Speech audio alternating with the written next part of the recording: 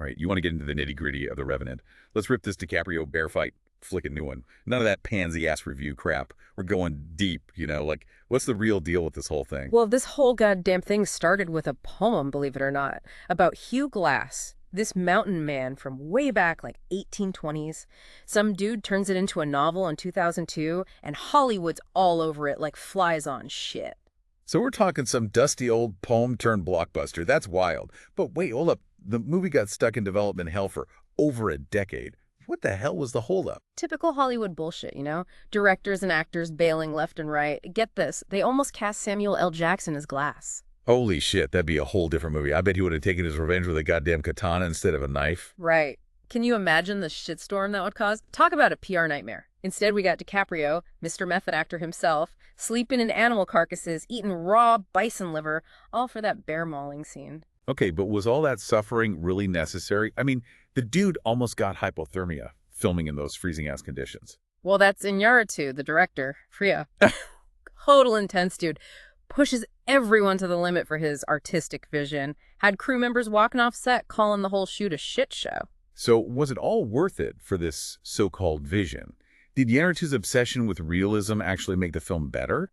Or did he just make everyone miserable for no good reason? That's the million-dollar question, isn't it? The movie is visually stunning, no doubt, but at what cost? I mean, almost killing your lead actor for a scene. That's pretty fucked up. All right, let's get down to the historical accuracy, or should we say the lack of it. The movie's all about this intense revenge story, but how much of it is bullshit? Let's just say they took some creative liberties. In reality, nobody died at the end of Glass's story. And that whole romance with the Pawnee woman, total fabrication. Hollywood loves a good love story, even if it's completely made up. So they just threw that in there to spice things up, huh? Hey. Classic Hollywood bullshit. Pretty much. And you want to know what really pissed people off? They portrayed those French-Canadian voyageurs as a bunch of rapist villains. Yeah. Canadians were not happy about that, and historically speaking, they weren't the worst offenders in the fur trade. Damn, that's some serious historical revisionism. So we got DiCaprio freezing his ass off, a director who's a total control freak, and a story that plays fast and loose with the truth. Where do we go from here? Let's dig into those deeper themes we mentioned earlier. The whole Revenant concept, the father-son relationship, and the question of whether revenge actually brings satisfaction. So we're not just here to watch DiCaprio wrestle a CGI bear. There's actually some substance to this movie. Way more than you might think.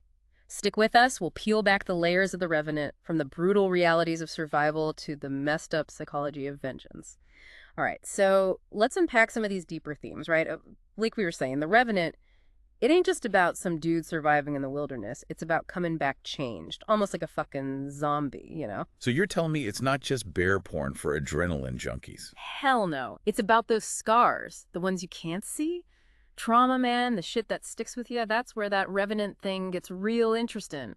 It's not just Glass crawling back from the dead. It's about how he's transformed by the whole goddamn experience. Okay, I get it. So he gets mauled, left for dead, and crawls his way back to civilization.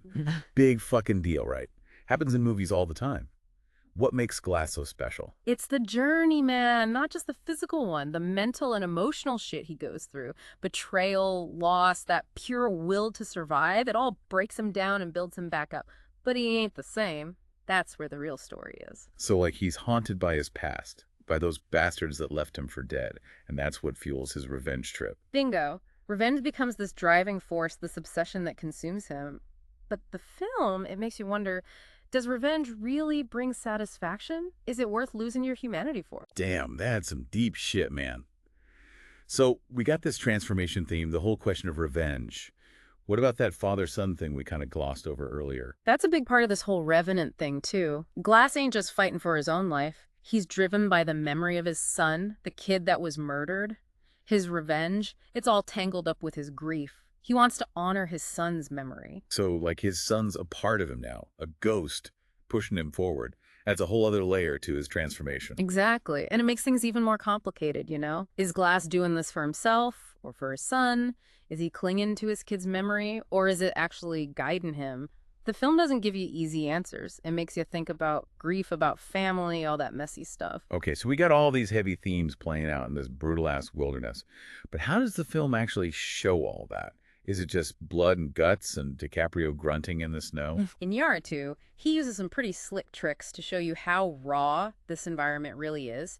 He shot the whole damn thing almost entirely in natural light. Gives the film this gritty, realistic feel. It's like you're right there with Glass, freezing your balls off in the snow. And don't forget those long takes, those crazy-ass uninterrupted shots that just pull you right into the action.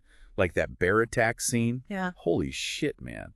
You feel every goddamn tooth and claw. Exactly. Those long takes, they break down the wall between the viewer and the film. You ain't just watching it, you're experiencing it. And they mess with your sense of time, just like Glass is all fucked up and disoriented. It's like you're trapped in his nightmare, man. That Iñárritu, he's a clever bastard. But was that whole chronological shooting thing for real? It sounds like a logistical clusterfuck. It's kind of up for debate, really. Some say they had to ditch it because of the weather and budget constraints. Others say they did it in chunks. Either way, the guy pushed everyone to their limits, that's for sure. Yeah, we'd already talked about how pissed the crew was. Like DiCaprio almost drowning in that river scene. Right. Was all that suffering really necessary? Does making a movie really require that level of intensity? That's the ethical dilemma, right?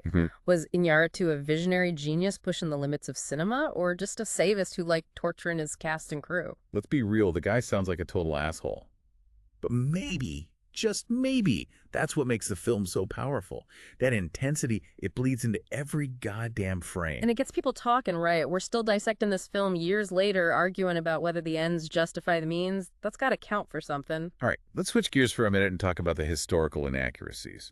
We mentioned the made-up love story and those French-Canadian voyagers getting a bad rap.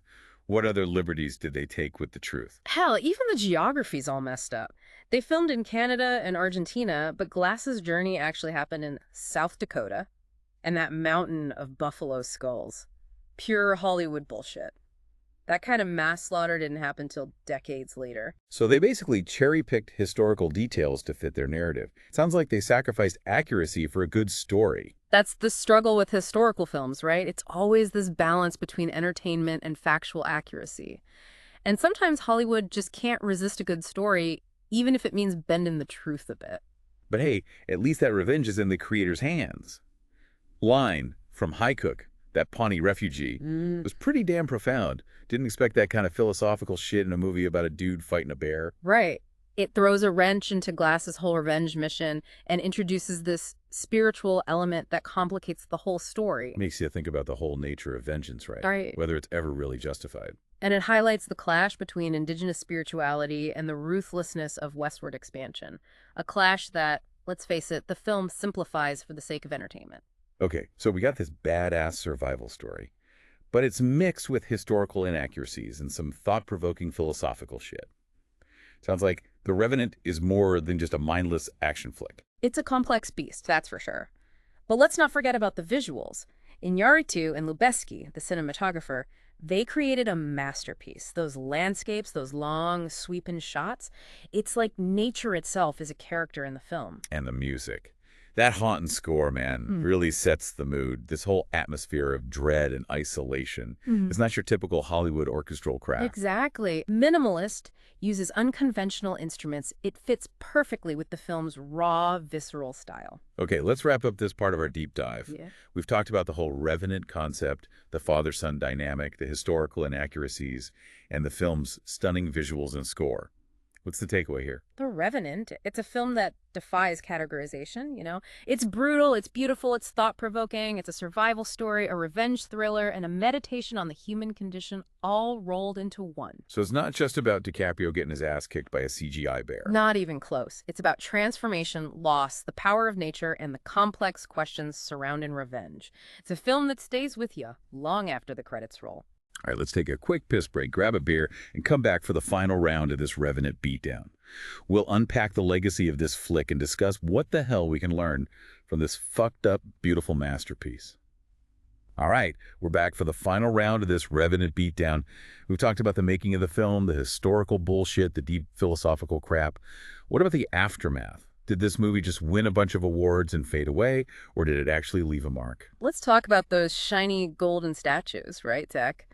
DiCaprio finally snagged that Oscar after years of getting snubbed. Did it change his career, or was it just a long overdue pat on the back for being a pretty boy? Yeah, I mean, the dude went full method actor, almost died for this role. Did The Revenant finally make the Academy take him seriously? It definitely cemented his place as a serious actor, you know. He wasn't just the heartthrob from Titanic anymore. The Oscar was like a validation, showed his commitment to the craft, that he was willing to push himself to the limit. And what about Iñárritu? The guy won Best Director 2 years in a row. That's got to be some kind of record, right?